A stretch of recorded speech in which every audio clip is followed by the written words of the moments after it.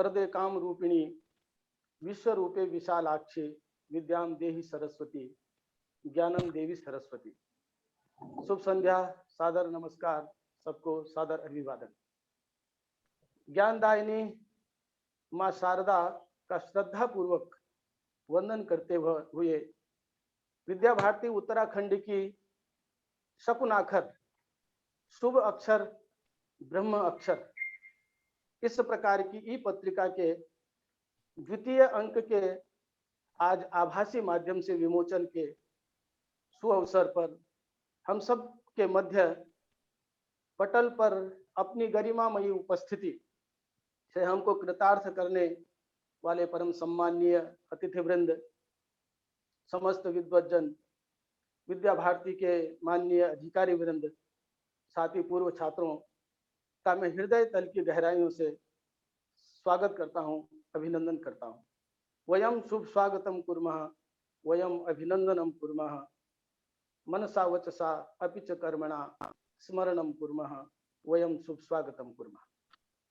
स्वागत की इस पारंपरिक व्यवस्था के बाद में मैं कार्यक्रम को आगे बढ़ाते हुए शकुनाखर ई पत्रिका के विमोचन कार्यक्रम में अपने माननीय अतिथि वृंद, अधिकारी वृंद का हम सब के सामने परिचय प्रस्तुत करने के लिए सोहानी जी, कंप्यूटर प्रशिक्षिका, सरस्वती विद्या मंदिर आवास विकास ऋषिकेश को आग्रह पूर्वक आमंत्रित करना चाहूंगा कि हम सब के सम्मुख माननीय अधिकारी वृंद, पदाधिकारियों का परिचय कराने की कृपा करें।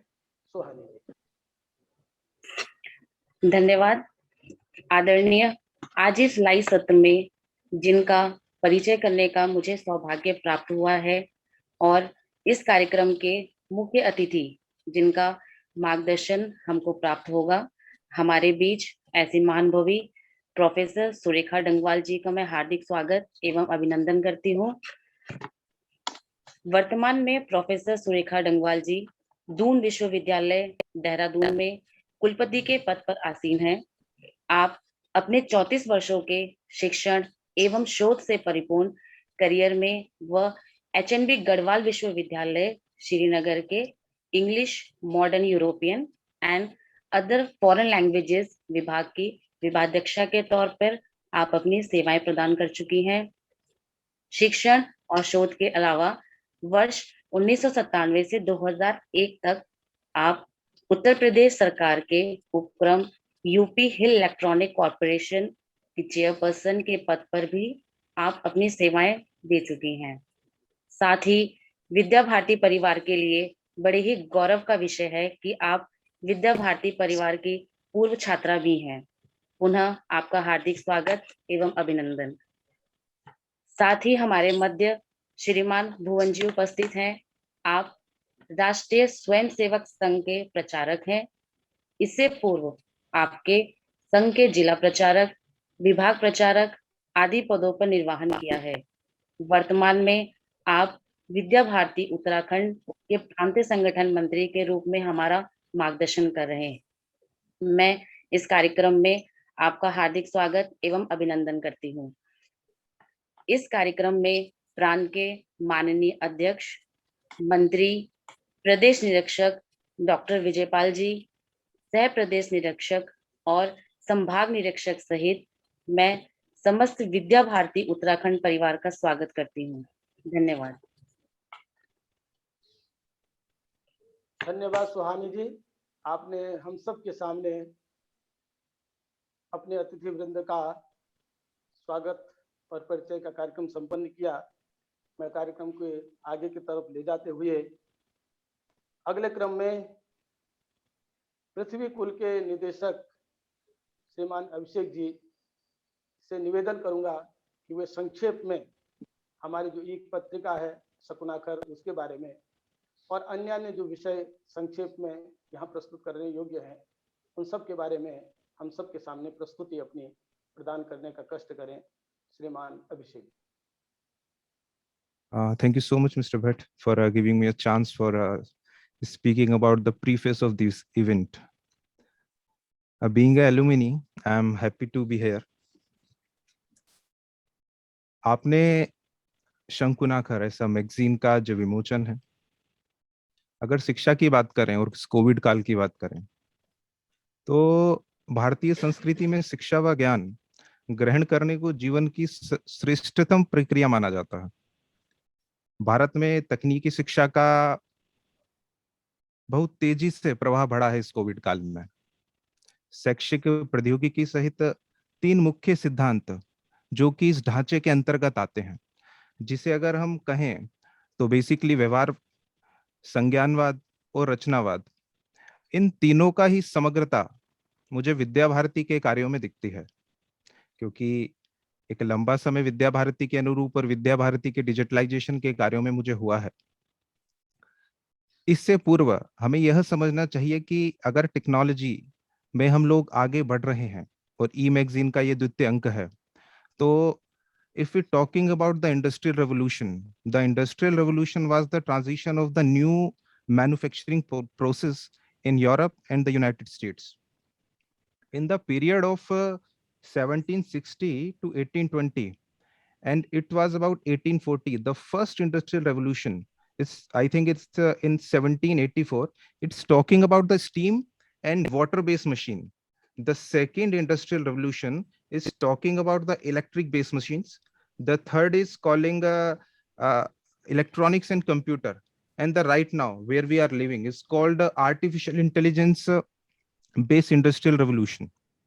And if we're talking about the education technology, जिसकी यह बात हुई है, शैक्षणिक प्रौद्योगिकी जिसका हम उपयोग कर इस मैगजीन को बनाया है, वर्तमान में 1.4 million schools and around 51,000 colleges, विश्वविद्यालय, जो कि बहुत तेजी से अक्रॉस द इंडिया इस टेक्नोलॉजी के लिए जुड़े हैं। और अगर स्मार्टफोन की बात करें पिछले कुछ समय में, तो वो 60% से 85% तक पहुंचा है। और अगर मोबाइल इंटरनेट की बात करें तो 55% से 88% पहुंचा है।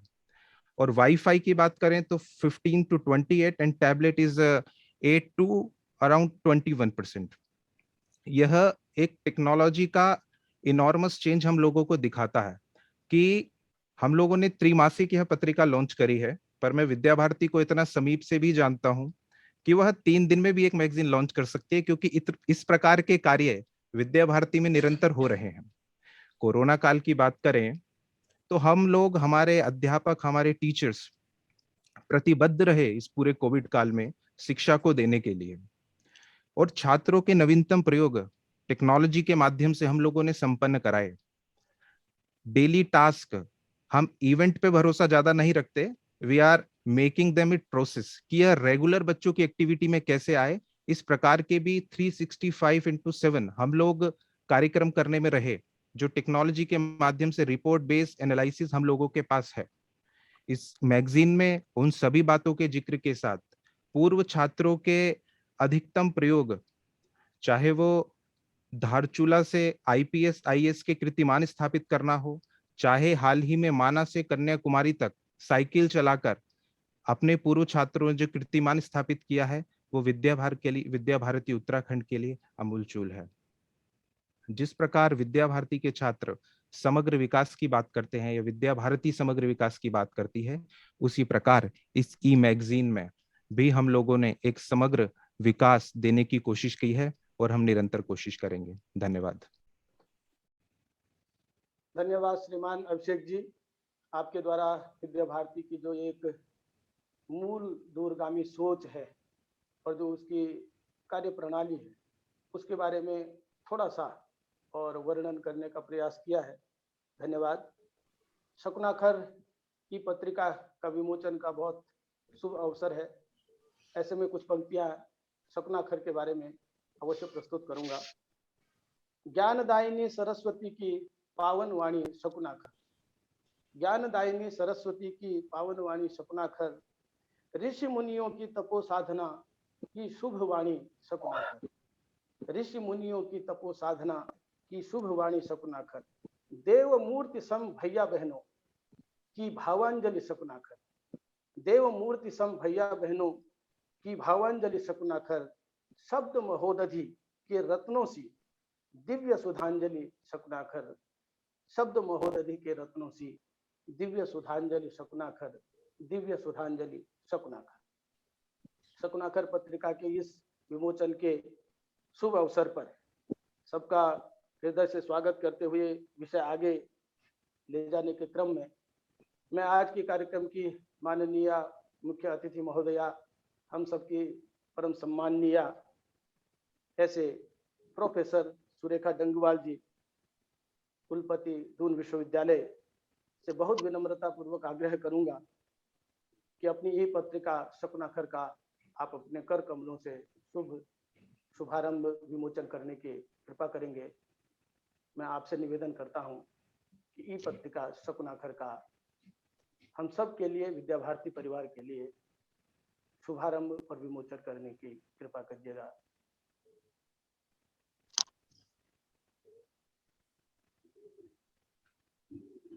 शकुनाकर।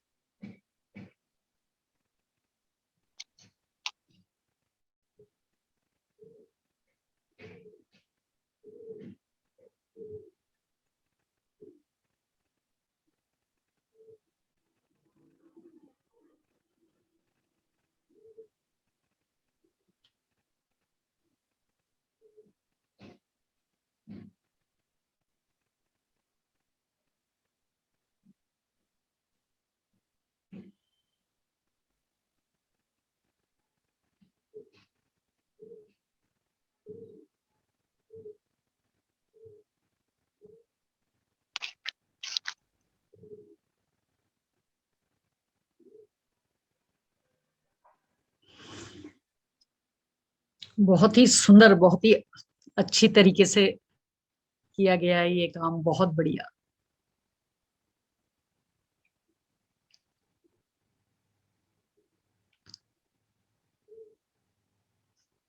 सिद्धांत जी, मैं शुरू करूं?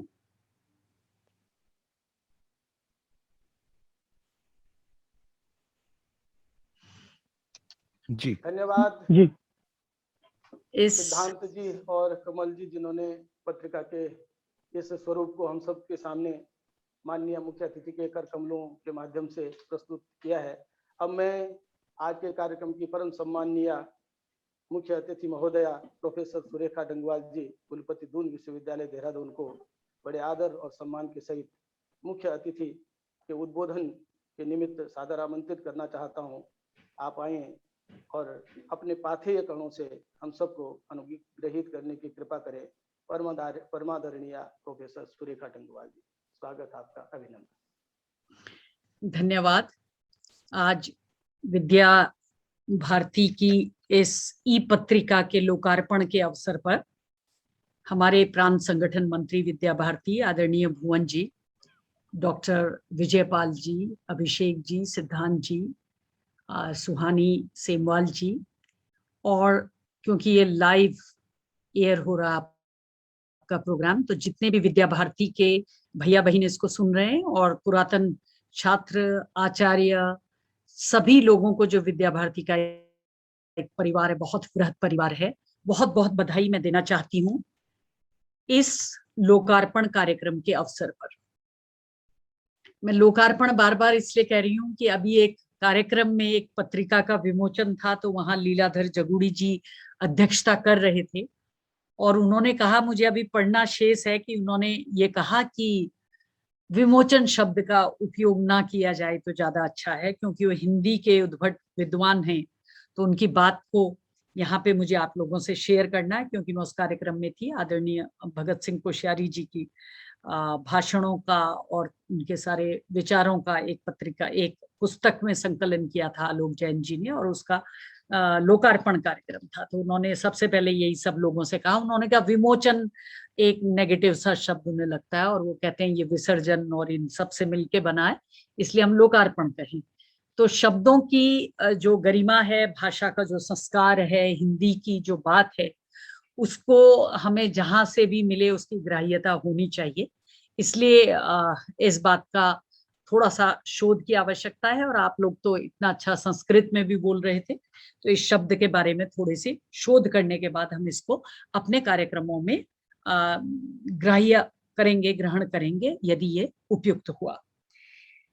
ये अभी अभिषेक जी ने एक बहुत अच्छा, क्योंकि जब मैं किसी कार्यक्रम में बात करती हूँ तो जहां परिवार की बात होती है, मैं अपने को बहुत ही सहज महसूस करती हूँ, और फिर मैं सोचती हूँ कि आखिर उद्बोधन तो देना है, तो कहाँ से दिया जाएगा, कहाँ से शुरू किया जाएगा। और अभिषेक जी ने मेरा बहुत काम हल्का किया, और उन्होंने डिफरेंट वेव्स के बारे में बताया। वहां से अगर मैं शुरू करूं तो एग्रेरियन वेव थी, एग्रीकल्चर वेव थी, और पुरानी हम छोड़ दें, स्टोन एज और ये सब छोड़ दें, तो एग्रेरियन हुई, और उसके बाद उन्होंने इंडस्ट्रियलाइजेशन का जिक्र किया।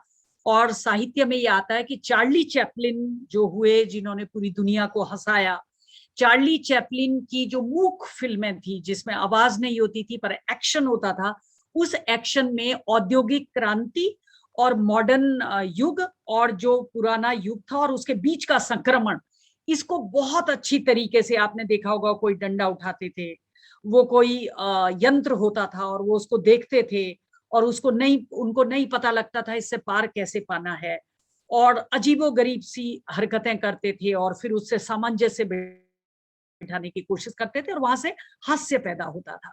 तो ये इंडस्ट्रियल रिवॉल्यूशन की और जो बदलता हुआ पूरा विश्व था, उसकी एक लहर आई, और उस लहर में हम सब मॉडर्न युग में प्रवेश कर गए, और हमने देखा कि विश्व हमारे सामने सामने दो भयंकर विश्व युद्धों की विभीषिका झेलता हुआ, समाज में सामाजिकता और मानवता को जिंदा करता हुआ, क्रूरता को हराता हुआ, हिंसा को परास्त करता हुआ आगे चलता रहा। और भारत की उसमें बहुत एक अहम भूमिका रही, और वो भूमिका इसलिए सारी जगह पे परिलक्षित होती है कि हमने अहिंसा का पाठ पूरे विश्व को दिया, और जो प्रकृति है और जो प्रवृत्ति है भारतीय संस्कारों की, उसमें हिंसा के लिए कोई जगह नहीं है।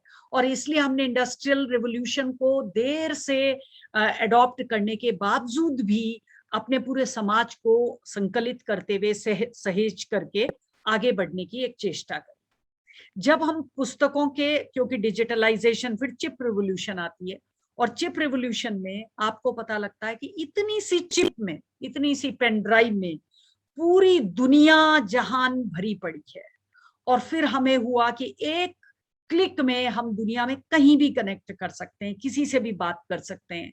फिर धीरे धीरे आपने देखा चिट्ठियों का वो जो एक गीत बने थे बॉलीवुड में भी और कविताओं में भी, और नरेंद्र सिंह नेगी जी के गीतों में भी, और आंचलिक गीतों में भी, मैथिली में, और तमाम पूरे देश में, ब्रिज प्रांत में, सब जगह वो चिट्ठियों का वो चलन, वो उनसे जुड़ा हुआ एक रोमांटिसिज्म वो जाता रहा।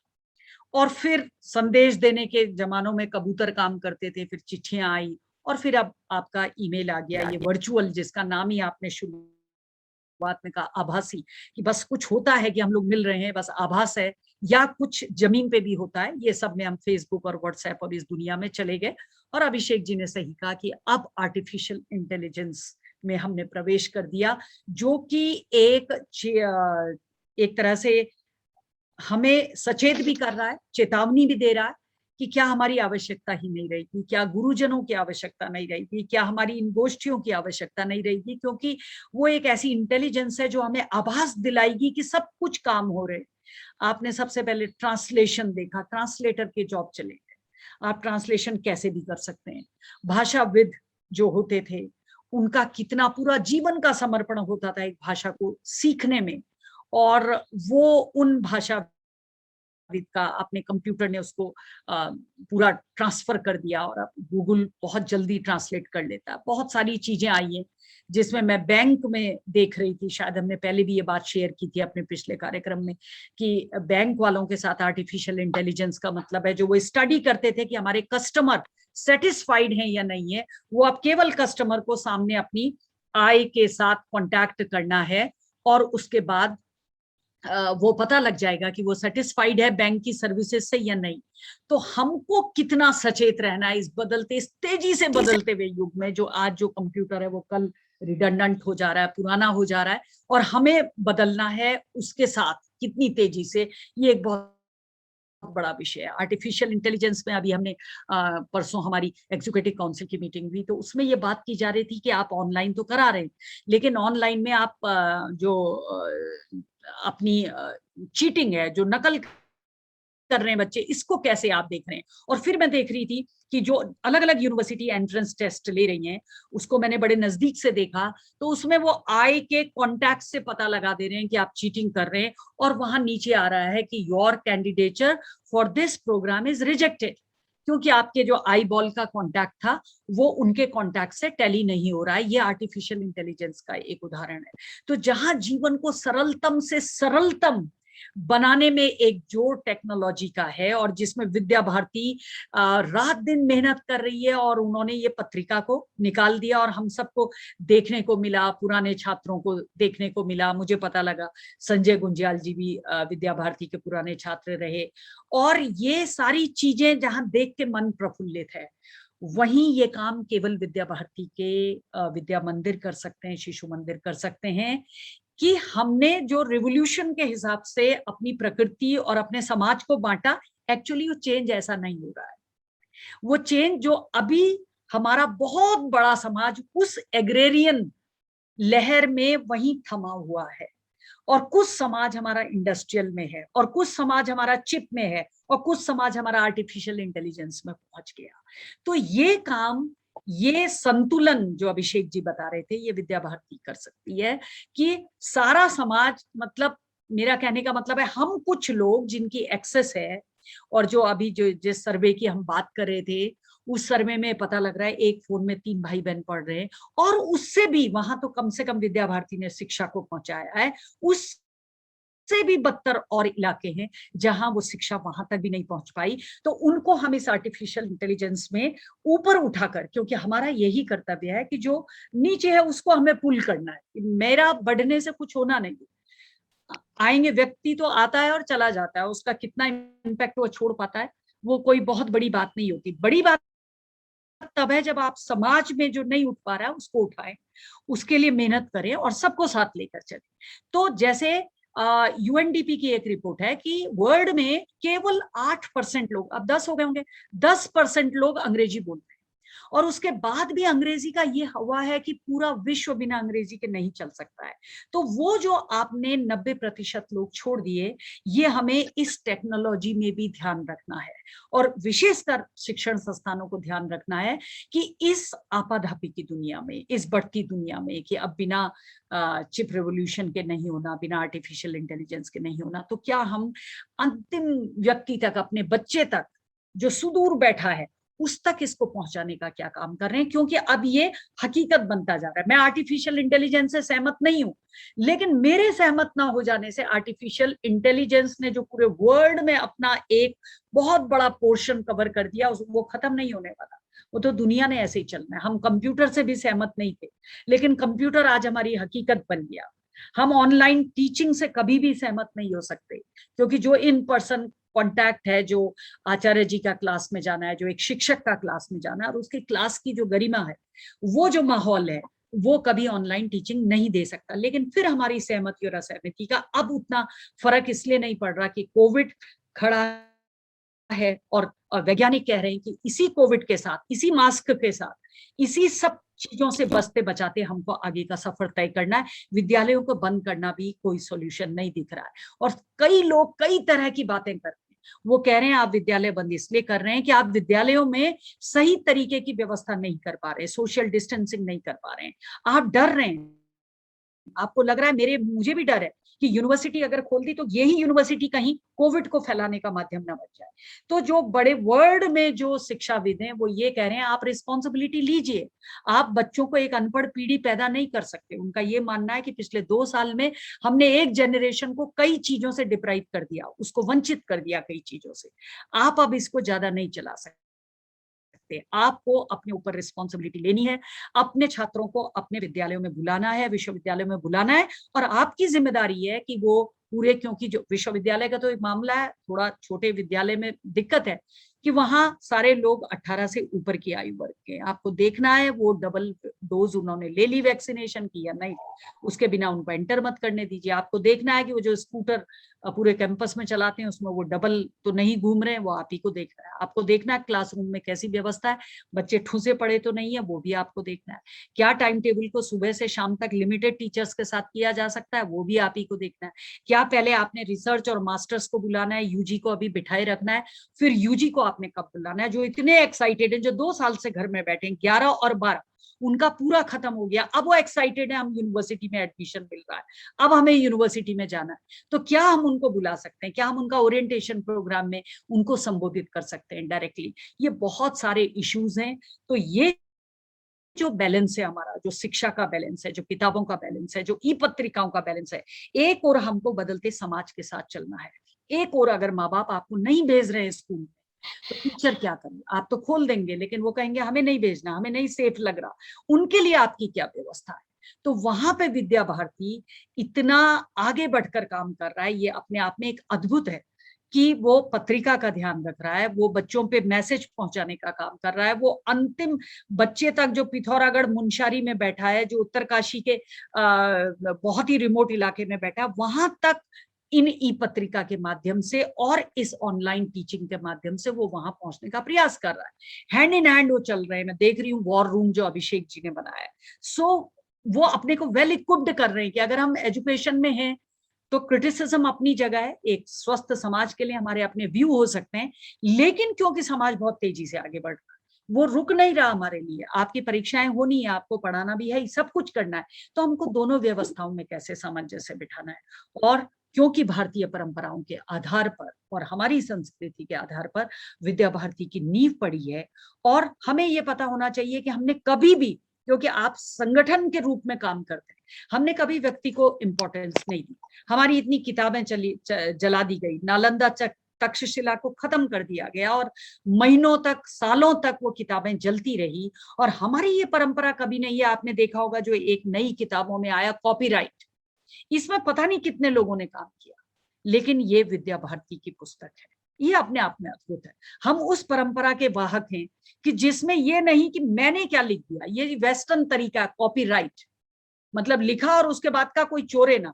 और आप अपना देखिए कि पुराने वेद और उपनिषद सब परंपराओं में चल रहे हैं, जो समाज के उपनिषद थे वो समाज के वेद थे, और वो फिर आगे वाली जनरेशन को दिया। और इम्पैक्ट देखिए, अगर उसमें एक व्यक्ति का नाम नहीं भी लिखा तो आज तक आप उनका इम्पैक्ट देखिए, उनका असर देखिए।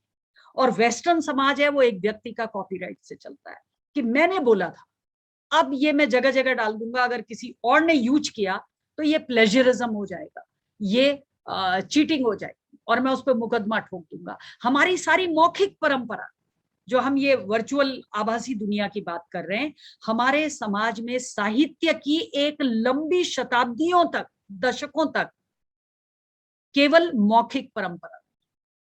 किसने किसको क्या कहानी सुनाई? विक्रम बेताल की कहानी किसने किसको सुनाई? रामायण की कहानी किसने किसको सुनाई? भागवत किसने किसको सुनाई? सब मौखिक परंपरा। कौन लिख के बैठ गया कि ये जो दोहा है जिसने विद्या ददाति विनयम कहा है, इतना बड़ा इम्पैक्टफुल है, ये मेरा है। ये हमारा सामूहिक जो नॉलेज की रिपोजिटरी थी वो एक पीढ़ी से दूसरी पीढ़ी को सौंपी गई।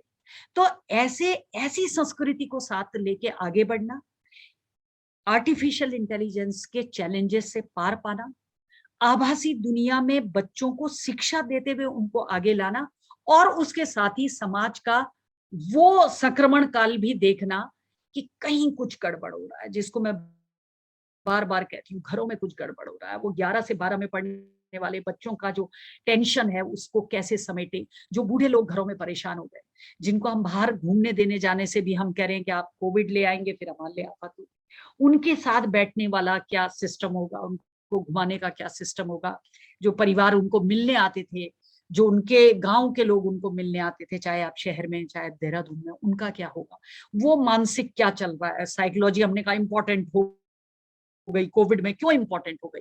तो बहुत सारे ऐसे इश्यूज हैं जिनको ये समझ लीजिए कि हमारा जन्म ऐसे काल में हुआ, ऐसे कालखंड में हुआ कि जहां पर हम ये नए बदलते हुए, तेजी से बदलते हुए समाज को भी देख रहे हैं, और हमारे ऊपर एक जिम्मेदारी भी दी है, और उसको भी देख रहे हैं, और परिवार का विघटन भी देख रहे हैं, परिवार में बच्चों का वो डिप्रेशन भी देख रहे हैं कि उनको ये समझ में नहीं आ रहा है कि वो क्या करें। वो सब रिजेक्ट कर रहे हैं। वो कह रहे हैं, मुझे अभी मैंने अपने टीचर्स की मीटिंग ली थी, तो वो कह रहे हैं बच्चों से कह रहे हैं हम अपना वीडियो खोलिए, नहीं खोल रहे हैं, आप क्या करेंगे? वो कह रहे हैं ठीक है हम आपको सुन रहे हैं, हम वीडियो नहीं खोल सकते। तो ये जो एक रिवेंज है, तो मुझे एक टीचर ने बताया कि चाइना के मामले में कहा जा रहा है इसको कि revenge and procrastination. Procrastination mean जिस दिन काम करने की याद आएगी मैं उसी दिन करूंगा। अगर 30 दिन में एक फॉर्म भरना है तो वो बच्चा 30वें दिन भर रहा है उस फॉर्म। वो शुरू से कुछ नहीं कर रहा, वो कह रहा अभी डेट है, अभी डेट है। ये जो प्रोकास्टिनेशन आ गया बिकॉज ऑफ दिस कोविड, कि एक समाज को एक अजीब सी नेगेटिविटी ने जकड़ दिया कि भर लूंगा। और भारत उत्सवों का देश है, भारत उल्लास का देश है, भारत लोगों के साथ भोजन करने का देश है, साथ में बैठने का देश है। वहां पे अगर हम ये सब एकदम छोड़ देंगे और हम कहेंगे कि सब कुछ अब ऐसे होने वाला है, ये कंप्लीट शिफ्ट को अगर बचाना है तो वो भारत ही बचा सकता है। अगर इस कंप्लीट शिफ्ट को बचाना है तो विद्या भारती बचा सकती है। कि कैसे? क्योंकि आचार्य जी लोगों का संपर्क सीधा अभिभावकों से, वो घर घर जाते हैं, घर में बैठते हैं, बच्चे की रिपोर्ट देते हैं। वो जो घर का संपर्क है, उसकी जीवंतता को कैसे बनाए रखना है, वो 1 to 1 जब तक नहीं होगा तब तक शिक्षा का कोई मतलब नहीं होगा। मेरे ज्ञान का कुछ नहीं लेना जब तक सामूहिकता के साथ उसके प्रयास को आने वाली पीढ़ी को ना सौंपा जाए। और वो जो आने वाली पीढ़ी होगी वो कौन सी होगी, और उसको कैसे सौंपा जाएगा? आभासी तरीके से या अपने इन पर्सन उनसे हम टच में रहें? क्योंकि उसका तो कोई शान ही नहीं है। अगर कोई आपसे साथ में आके बात करता है तो उसका कोई दूसरा वैकल्पिक रास्ता नहीं है। तो मुझे पूरी उम्मीद है, और मैं इस बात से बहुत ही, क्योंकि एक बार विद्या भारती और हमारे जो स्कूल थे, शिशु मंदिर, विद्या मंदिर, उनपे ये आरोप लगते थे कि आप इंग्लिश भी नहीं पढ़ाते, आप बच्चों को बहुत ट्रेल बिहाइंड कर देते हैं, और आप उनको नए जमाने के साथ कदम ताल करना नहीं सिखा रहे हैं। लेकिन विद्या भारती ने अपने को सारा, वो इंग्लिश पढ़ाने से लेकर, संस्कृत में ध्यान देने से लेकर, हिंदी के उच्चारण, जो विद्या भारती का पढ़ा बच्चा होगा उसका जो हिंदी का उच्चारण होगा वो किसी से, कोई दूसरा उससे कम्पीट नहीं कर सकता, ये बात तय है। और वो सारा का जो आपका शुद्ध उच्चारण है वो विद्या भारती की देन है। इसमें कोई शक नहीं है। उसमें आपका जो प्रयास, क्योंकि आपको बचपन में जो पढ़ा दिया, 100 और 100 का ज्ञान करा दिया, वो करा दिया, तो वो विद्या भारती की देन है। क्योंकि संस्कृत का बोलबाला है और संस्कृत के कारण आपका उच्चारण शुद्ध होता है, इसमें कोई दो राय नहीं है। तो ये सारी चीजों को समेटते हुए हम एक मैसेज ये भी दे रहे हैं कि हम नए जमाने के साथ बिल्कुल कदम ताल मिला के चल रहे हैं। हम उससे सहमत है, नहीं सहमत है, वो अलग डिबेटेबल इशू है, लेकिन हम सहमत नहीं है इसलिए हम नहीं करेंगे, ये कोई बात विद्या भारती ने ग्रहण नहीं करी। और हर कोने से, हर तरीके से, अपने एग्जामिनेशन सिस्टम से लेकर और अपने ऑनलाइन सिस्टम से लेकर, उन्होंने शिक्षण में, अध्यापन में, अध्ययन में अपने को बिल्कुल अपडेटेड रखा। ये विद्या भारती के, और बल्कि डिसिप्लिन की बहुत जरूरत है, उस डिसिप्लिन से वो चल रहे हैं। और ये पत्रिका तो अद्भुत है कि उसमें बच्चों को हम खेलते हुए देख रहे हैं। कोई इससे पहले कि बच्चे सब भूल जाएं कि स्कूल का क्या क्या एक वातावरण होता होगा, ये पत्रिका उन तक जब पहुंचेगी तो वो उन हलचलों से अपने को एकीकार कर पाएंगे। They can feel one with the activities, कि हाँ ये एक्टिविटीज उन्हें याद आएगी कि ये वो एक्टिविटीज थी जो हम स्कूल में करते थे, और काश स्कूल खुलेंगे तो हम दोबारा जाएंगे। क्योंकि उनका जो वो एक्साइटमेंट है, वो उत्साह है, वो हमको बनाए रखना है। शिक्षा के प्रति उत्साह को बनाए रखना है, सामूहिकता के प्रति उत्साह को बनाए रखना है। ये हमारे पास एक एक्स्ट्रा तरीके की जिम्मेदारी है। जो ये मोनोलिथिक हो गया कि मैं बोलूं आप सुने, आप बोले मैं सुनूं, और बच्चे के साथ ये जो एक सिंगल लेन पे हम चल पड़े हैं, इसको इस तरीके के जो काम हैं, जो अभिषेक जी ने कहा कि अगर 3 महीने तो बहुत कम समय है, 3 दिन में भी विद्या भारती कर सकती है। मैंने सर्वे में देखा कि कितना कॉम्प्लिकेटेड सर्वे था और कितनी जल्दी सारे आंसर को इकट्ठा किया गया, अपने आप में अद्भुत है। और ये मौका है, जैसे माननीय मोदी जी कहते हैं कि चुनौतियां हैं तो उसमें अवसर ढूंढिए। ये वाकई अवसर ढूंढने का टाइम शिक्षाविदों के पास है, शिक्षकों के पास है, कि और क्या अवसर ऐसा हो सकता है, और क्या बात हो सकती है। ई पत्रिका निकली। और क्या ऐसी बात हो सकती है कि हम स्कूल के एटमॉस्फेयर को अगर इन पर्सन नहीं ला रहे तो आभासी रूप से क्रिएट करके बच्चे को ये याद दिलाते रहे कि वो अपने को उस स्कूल के साथ अपना एकाकार समझे। और कैसे हम लगातार जो विद्या भारती संवाद मैं देखती रहती हूँ, संवाद स्थापित करती है, वो बहुत जरूरी है। क्योंकि एक मैं आपको अनुभव बताऊं, हमारे साथ एक लड़की यहाँ पे रहती है कुलपति आवास में, उसके छोटे छोटे 2 बच्चे हैं, इतने छोटे भी नहीं है, उन्हें स्कूल जाना चाहिए था। और मैंने कहा उनकी क्या ऑनलाइन पढ़ाई चल रही है? तो उसने कहा कि जो पहले स्कूल में मैंने एडमिशन दिलाया था इंग्लिश मीडियम के स्कूल में, फीस बहुत ज्यादा थी, कोविड में जा नहीं रहे थे, तो मैंने वहां से छुड़वा दिया। मैंने कहा मैं एडमिशन रद्द कर देती हूँ और मैं वो घर में है। मैंने कहा फिर अब नए स्कूल का क्या होगा? तो उसने कहा नए स्कूल में भी एडमिशन नहीं दिलाया, एडमिशन दिला के करना क्या, क्योंकि फीस पड़ेगी और वो कर उसमें रहे, बच्चा उसे बंद कर देता है फोन को और अपना खेल में लग जाता है। तो मैंने उससे कहा फिर क्या होगा, मतलब फिर इसको अक्षर ज्ञान कैसे होगा, वो कितना इंपॉर्टेंट है, वो जाएगा कैसे, उसको तो तुम भेज ही नहीं पाओगे। वो एक ऐसे कंफर्ट जोन में आ गए दोनों छोटे बच्चे कि वो आप किसी स्कूल की तलाश करेंगे तो वो नहीं जा पाएंगे। मैंने उसे कहा अगर इस इलाके में कहीं शिशु मंदिर दिख रहे हैं, कहीं कुछ दिख रहा है, उनका ऑनलाइन जो तरीका है वो काफी अच्छा है, तुम वहां इनको भर्ती करो, नहीं तो ये अनपढ़ रह जाएंगे, फिर ये पढ़ेंगे नहीं, ये 10 वर्ष के हो जाएंगे तो ये कलम हाथ में उठा नहीं पाएंगे, लिख नहीं पाएंगे। इसलिए इनकी ओर ध्यान दो, ये मत कहो कि कोविड है, कोविड अभी परपिचुएट कर रहा है आगे भी, तो हमको उनके लिए रास्ता निकालना है। तो ये जो डे टू डे में हम चुनौतियां देखते हैं अपने आसपास, और तब हम सोचते हैं कि ये हो क्या रहा है, मतलब जो स्वाभाविक हमारा तरीका था, बच्चे स्कूल जाते थे, शाम को घर आते थे, और माँ फिर उनके होमवर्क में लगती थी, फिर वो सुबह जाते थे, वो तो टूट गया। और वो टूट गया तो वैकल्पिक क्या है, और वैकल्पिक मार्ग अगर शिक्षक नहीं सुझाएंगे, और विद्या भारती का इतना बड़ा संगठन है वो इसके लिए आगे आ रहा है, तो हमें उसका उपयोग करना चाहिए। सारे इसमें समर्पण की आवश्यकता है, इसमें सामूहिकता की आवश्यकता है, इसमें संगठन की आवश्यकता है।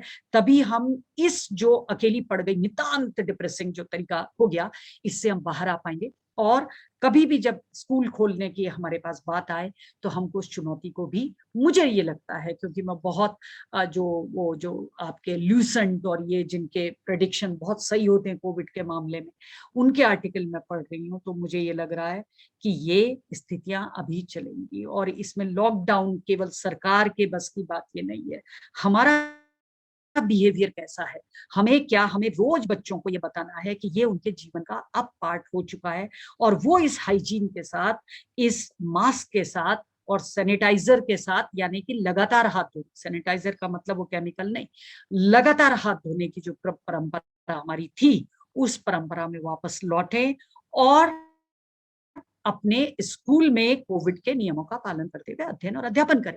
और साथ में जो मैंने आपको कहा, सरकार फोर्स नहीं कर सकती, साथ में हमारा ये जो ऑनलाइन सिस्टम है जिसको अपडेट करके विद्या भारती ने अपने स्टूडेंट के लिए, अपने भैया बहनों के लिए रखा है, इस सिस्टम को हमें लगातार बदलते हुए परिवेश में एनरिच करते रहना है। कठिन बहुत है, संसाधनों की कमी होती है, बहुत सारी कमियां होती हैं, लेकिन किसी तरह आपने तीनों पीढ़ियों को जोड़ा है, पुराने छात्रों को जोड़ा है, अध्यापकों को जोड़ा है, और भैया बहनों को वर्तमान में जोड़ा है। और बहुत सारे लोग इससे बहुत ही भावनात्मक तरीके से अपने इस संगठन से जुड़े हैं। तो इन सब में आप बीच में इतनी अच्छी बातें लाते हैं, इतनी अच्छी पत्रिका ये निकाली, और इतना अच्छा उसका कंटेंट होगा कि वो एक ही टाइम पे पढ़ी जा सके, इतने उसमें अच्छे चित्र थे, और बहुत ही वो एंकरेजिंग है। और मुझे लगता है उस सारे भैया बहनों के पास उपलब्ध होगी, क्योंकि आपकी वो सॉफ्ट कॉपी में है, और वो उसको पढ़ेंगे। उनसे आप उनके इनपुट जरूर लीजिएगा, हर आयु वर्ग से, कि वो क्या सोच रहे हैं उस पत्रिका के बारे में, क्या वो कुछ लिखना चाह रहे हैं, क्या वो उसमें कंट्रीब्यूट करना चाह रहे हैं अगले अंक में, और वो कुछ अपने आप उनकी कोई भी प्रतियोगिता करा सकते हैं। ये जो लॉकडाउन है, लॉकडाउन की पॉजिटिव साइड क्या है, ये एक बार जरूर बच्चों से आप पूछ लीजिएगा। नेगेटिव साइड तो हम रोज देख रहे हैं, इसकी क्या उन्हें लगता है पॉजिटिव साइड है? अगर उन्हें कोई पॉजिटिव साइड लग रही है इसकी, तो उस पर हमें थोड़ा फोकस करना पड़ेगा कि अगर उसको पॉजिटिव तरीके से लेते हैं तो क्या हम अपने करिकुलम को वहां डाल सकते हैं, उस एरिया में डाल सकते हैं।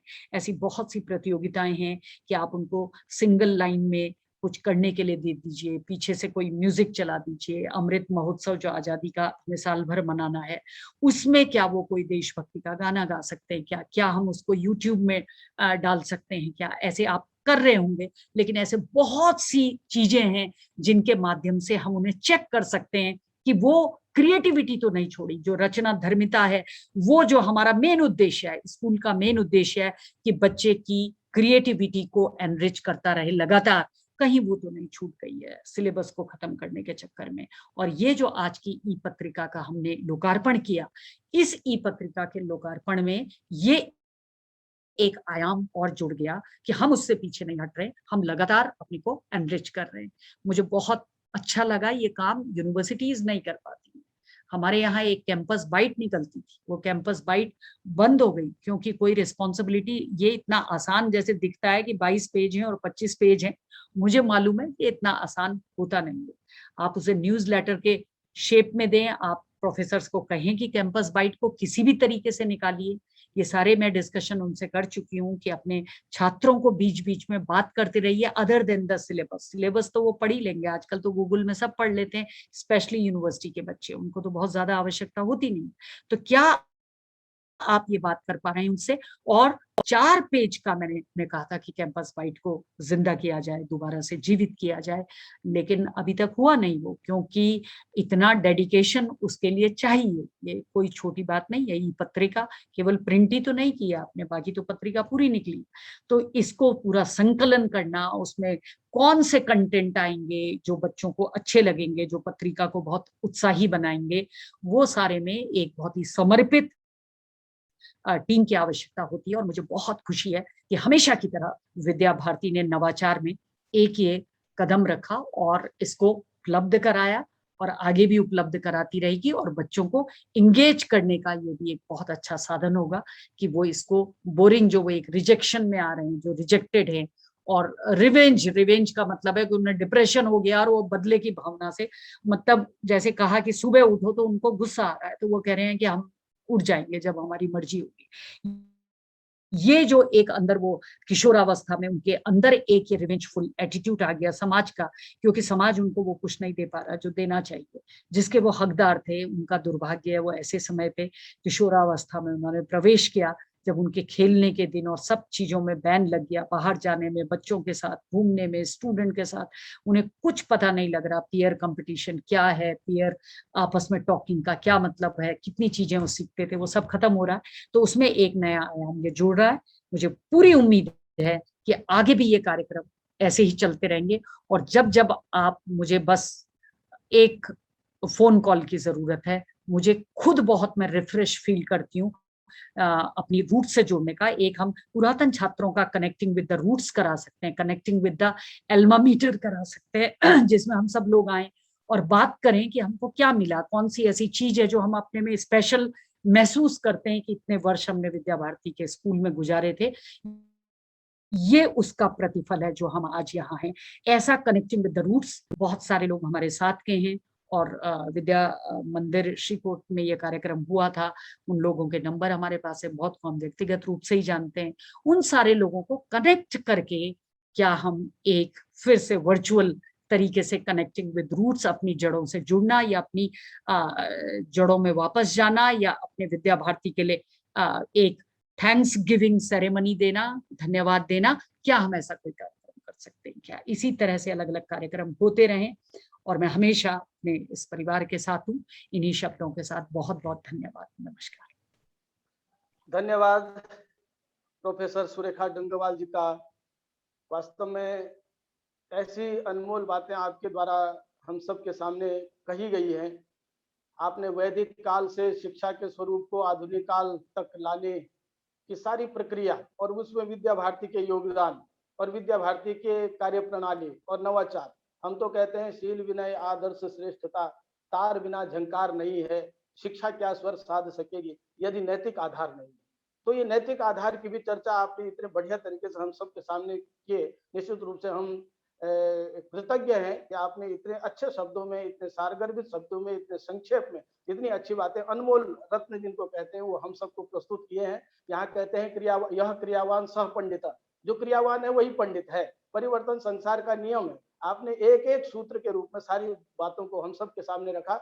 मुझे पूरा विश्वास है कि हम जो पटल पर जुड़े हुए हैं और जो पटलेतर भी जितने जुड़े हुए हैं, उन सबको ये बातें बहुत ही गांठ बांध करके जिसको कहना चाहिए वो अपने हृदय में समाहित करने की आवश्यकता है, चाहे वो पेरेंट्स की दृष्टि से हो, आचार्य जी की दृष्टि से हो, विद्यालयों की दृष्टि से हो, छात्रों की दृष्टि से। मैं आपका बहुत बहुत आभार प्रदर्शन करना चाहूंगा। आपने वास्तव में ही पूरी पृष्ठभूमि के आधार पर हम सबका बहुत ही उन्नत तरीके से मार्गदर्शन किया है। मैं पुनः आपका धन्यवाद करता हूँ।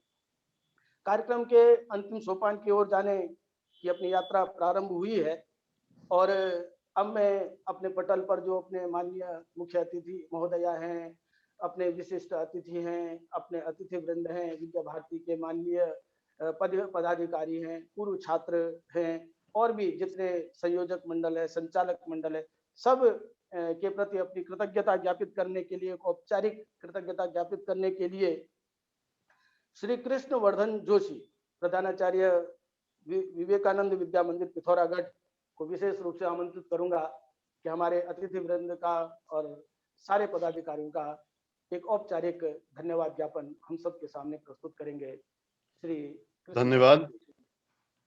आज हम सबका सौभाग्य है कि हम विद्या भारती ई पत्रिका के द्वितीय संस्करण शकुन आखर के सफल लोकार्पण के उपलक्ष्य में उपस्थित हैं। विद्या भारती के विद्यालयों में होने वाली अनेक गतिविधियों का दर्पण जो समाज में जाती हैं, उसको ई पत्रिका के माध्यम से समाज में पहुंचाने का माध्यम ये पत्रिका साबित हुई है। कोविड काल में टेक्नोलॉजी को समझते हुए एवं इसके महत्व को समझते हुए विद्यालयों ने अपने अपने स्तर पर पठन पाठन के साथ साथ अनेक विकासात्मक क्रियाकलाप भी किए, जिसकी छवि ई पत्रिका के माध्यम से मिली।